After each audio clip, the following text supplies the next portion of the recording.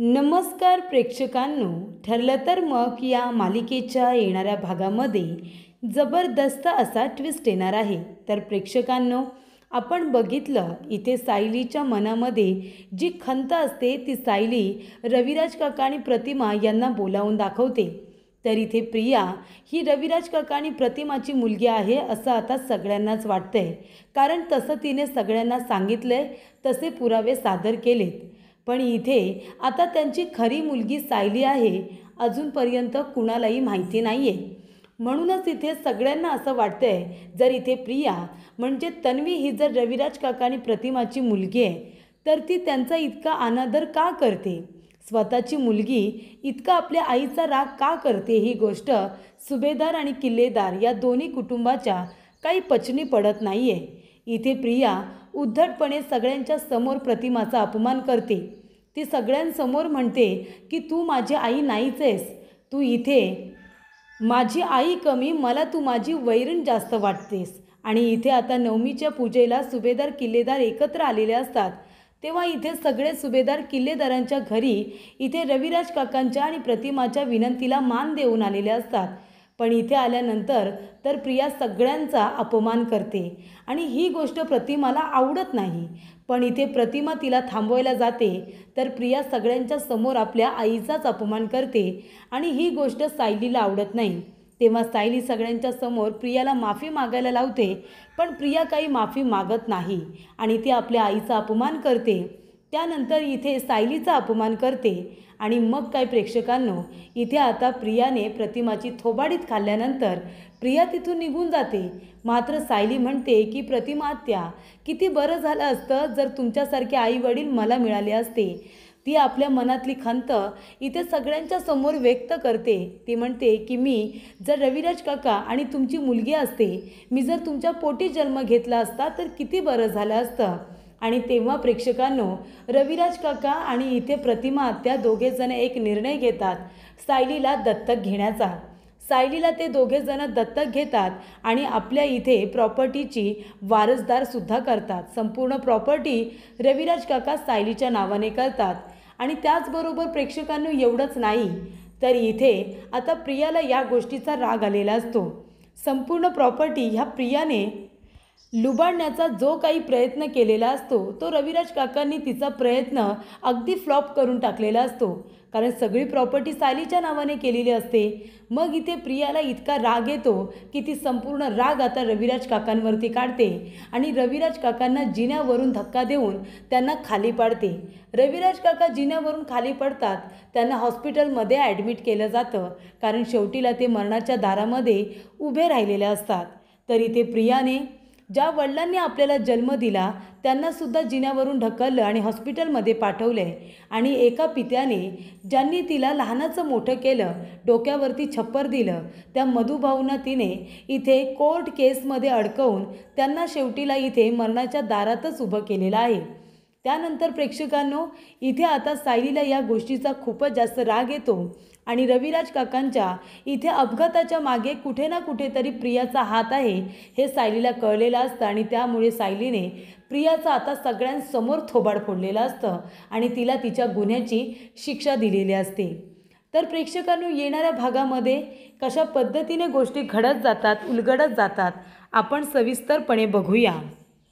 तर प्रेक्षकांनो, आपण बघितलं इथे आता प्रियाने महिपतच्या घरातून गाठोडं चोरलेलं असतं, तेव्हा सायली अर्जुन ते गाठोडं घेण्यासाठी तिच्या समोरच गाडी उभी करतात आणि मग प्रिया ते गाठोडं अर्जुन सायलीच्या हाती लागू नये म्हणून गाडीतून बाहेर फेकून देते।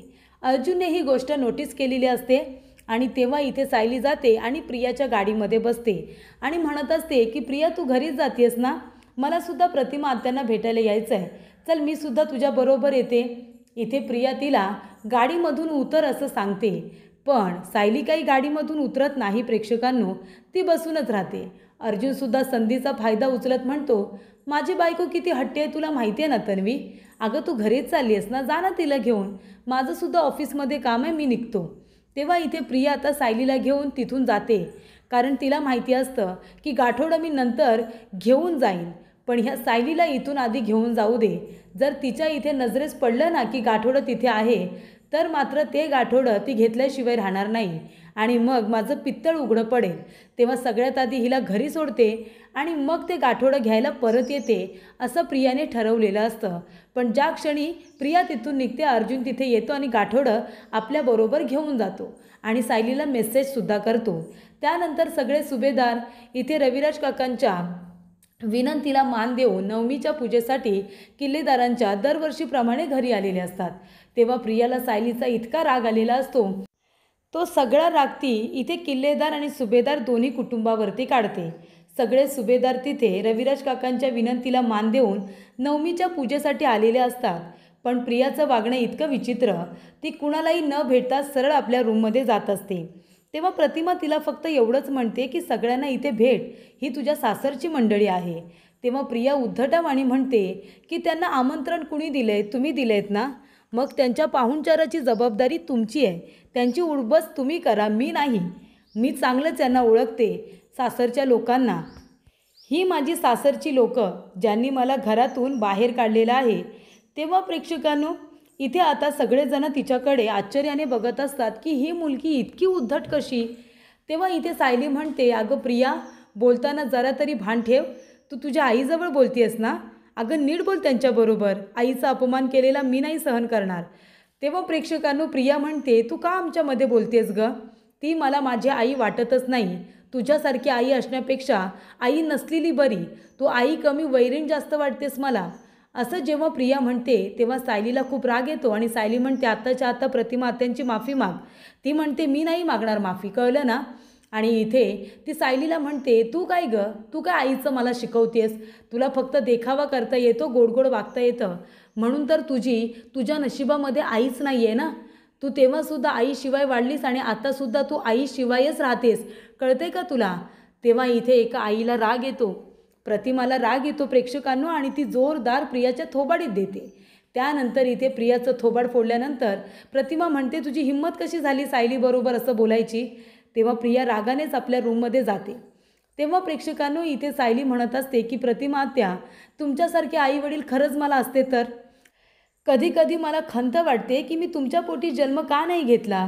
रविराज काकांसारखे वडील, तुमच्यासारखी आई, माझ्यावरती जर प्रेम करणारे आई वडील असे असते ना, तर मी स्वतःला भाग्यवानच समजले असते. खरंच तुमच्यासारखे आई वडील इतकं प्रेम करणारे मला जर असते ना, तर मी तुम्हाला कुठे ठेवू आणि कुठे नको, तुमच्यासाठी काय करू आणि काय नको, असं मला झालं असतं. पण प्रियाला तर तुमची किंमतच नाही आहे. प्रियाला कळतच नाही की तिच्या वाट्याला किती मोठं सुख आलं आहे. इतक्या वर्षानंतर तिला तिच्यावरती इतकं प्रेम करणारे आई वडील मिळालेत, त्याची तिला किंमतच नाही आहे. त्यानंतर प्रेक्षकांनो इथे आता प्रिया चिडून रूममध्ये जाते. ती म्हणते, अर्ध्या मेंदूच्या बाईला ती कोण आहे आठवत नाही आहे आणि त्या सायलीसाठी तिने माझ्या थोबाडीत लगावली. सोडणार नाही आहे मी तुला प्रतिमा, तुला चांगला धडा शिकवणार प्रतिमा, तू बघच. त्यानंतर प्रेक्षकांनो इथे आता प्रतिमाला धडा शिकवायची तयारी प्रियाने केलेली असते. आणि त्यानंतर प्रेक्षकांनो इथे आता नवमीची पूजा असते. पूजेचा मान इथे प्रतिमा देते सायली आणि अर्जुनला. ती म्हणते की सायली, अर्जुन, तुम्ही दोघेजणं नवमीची पूजा करा. तेवढ्यातच अश्विन आलेला असतो. अश्विन म्हणतो, का प्रतिमा आत्या, अर्जुन आणि सायली दोघेजणं पूजा का करतील? हे घर तन्वीचं आहे ना, मग या घरामध्ये तन्वीला पूजेचा मान मिळाला पाहिजे, म्हणजे मला आणि तिला, या दोघांना का? तेव्हा रविराज काका म्हणतात, कारण सायलीसुद्धा या घरची मुलगी आहे आणि अर्जुनसुद्धा या घरचा जावई आहे, त्याच्यामुळे हा मान मी त्यांना देतोय. त्यानंतर इथे अश्विनला राग येतो. तेव्हा इथे प्रतिमा जाते, प्रियाला पूजेसाठी हाका मारत असते. प्रिया यायला काही तयार नसते. तेव्हा सायली जाते आणि म्हणते, काय गं, काय चाललंय तुझं? पूजेला काय येत नाही आहेस तू? प्रतिमा आत्या आल्या होत्या ना तुला बोलवायला. स्वतःच्या जन्मदाते आईला त्रास देताना तुला काहीच कसं वाटत नाही गं? चल आधी पूजेला. तेव्हा प्रिया म्हणते, हो मी देते ना माझ्या आईला त्रास. का देते? तुझ्यामुळे देते. कारण माझ्या आईला माझी काळजी नाही तेवढी तुझी काळजी आहे. माझा पुळका नाही तिला, तुझा पुळका येतो. तुझ्यासाठी रडते ती, माझ्यासाठी नाही. मला शिक्षा झाली आणि मी परत आले तर तिला आनंद नाही झाला, पण तू इथे आल्यानंतर तिला किती आनंद होतो. तेव्हा माझ्या आईला जो काही मी त्रास देते ना, तो तुझ्यामुळे देते, असं इकडे प्रिया आता सायलीला म्हणते. सायलीला खूप वाईट वाटतं. सायली म्हणते, अच्छा, म्हणजे जर मी प्रतिमा आत्यांची काळजी घेतली नाही तर तू त्यांची काळजी घेशील असं म्हणायचं आहे तुला? अगं पहिल्या दिवसापासून बघते मी, जणू काही त्यांच्या जीवावरती सुटली आहेस. पण तू कितीही बोल प्रिया, मी प्रतिमा आत्यांची काळजी करणं सोडणार नाही, काहीही झालं तरीसुद्धा. कारण मी तुला बरोबर ओळखते. अगं स्वतःच्याच आईला मारण्याचा प्रयत्न करणारी तू, त्यांना वेडं करण्याचा प्रयत्न करणारी तू तू काय सांगतेस गं मला? तुला कितीही राग आला, कितीही वाईट वाटलं ना, तरी मी प्रतिमा आत्यांची काळजी घेणार. तुला जे करायचं आहे ते तू कर. तुझ्यापासून मी त्यांना प्रोटेक्ट केल्याशिवाय राहणार नाही, कळलं का? तेव्हा प्रेक्षकांनो, पूजेला यायचं असेल तर ये, नाहीतर राह इकडेच. तुझ्याशिवाय तू सुद्धा पूजा होईल, असं आता सायली म्हणते. त्यानंतर प्रेक्षकांनो, इथे अश्विन येतो आणि प्रियाला समजावतो आणि म्हणतो, हे बघ तन्वी, आधीच तुझ्यावरती सगळे रागवलेत. रविराज काका, प्रतिमा आत्या यांनी तुला या घरामध्ये ठेवून घेतलं, हीच खूप मोठी गोष्ट आहे. त्याच्यामुळे तू चल ना आता पूजेला, प्लीज नाही म्हणू नकोस. माझ्यासुद्धा घरचे सगळे लोक इथे आले, ते काय म्हणतील? तिकडेसुद्धा तुझा आगाऊपणा तसाच होता आणि इकडेसुद्धा तसाच आहे. परत सगळेजण तुला नावं ठेवतील. तुला तेच हवं आहे का? तेव्हा प्रेक्षकांनो, इथे आता प्रिया म्हणते की नाही, तसं नको आहे मला. तेव्हा अश्विन म्हणतो, नाही ना, मग आता तयार हो आणि चल पूजेला. तेव्हा इथे प्रिया आणि अश्विन दोघेजणं पूजेला येतात. रविराज काका म्हणतात की अर्जुन, सायली, तुम्ही दोघेजणं पूजेसाठी पुढे या. हा मान पूजेचा तुम्हाला दिला जातोय. प्रिया म्हणते, का का हा पूजेचा मान त्यांना का? मी तुमची मुलगी आहे ना बाबा. पूजेचा मान मला आणि माझ्या नवऱ्याला अश्विनला मिळायला हवा, या दोघांना का? तेव्हा सायली म्हणते, रविराज काका, पूजेचा मान तुम्ही प्रियाला आणि अश्विन भाऊजींनाच द्या. काही हरकत नाही जर आम्हाला मान मिळाला नाही तरीसुद्धा. तेव्हा इथे रविराज काका म्हणतात की हे बघ बाळा, तू सुद्धा या घरचीच आहेस, तू सुद्धा आम्हाला मुलीसारखीच आहेस ना. मग तू पूजा केलीस तर काय झालं? अगं, जे सख्या मुलीने आमच्यासाठी केलेलं नाही आहे ना प्रतिमासाठी, ते तू केलेस.